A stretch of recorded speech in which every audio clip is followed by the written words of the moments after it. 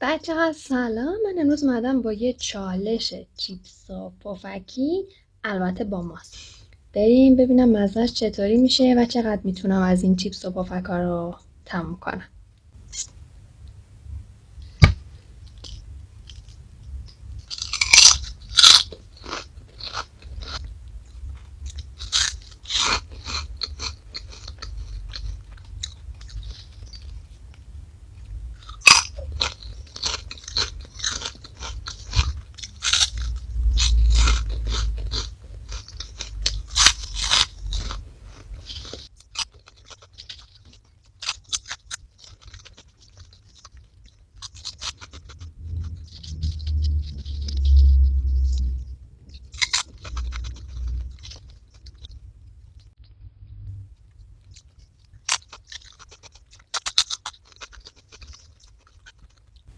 اصلا ترکیب جالبی نمیشه پفک با ماست. خیلی امتحان نکنیم.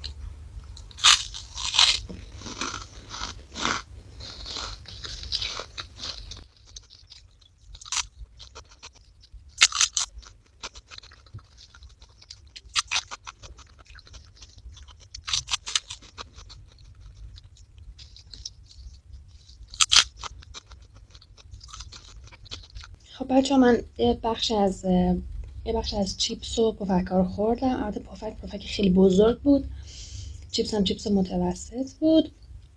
خیلی چون چرب هست سنگین بود، واقعا نمیشد همش رو تموم کرد. امیدوارم که ویدیو رو دوست داشته باشید. توی کامنت ها بگید دوست دارید چالش بعدی یا غذای بعدی چی باشه.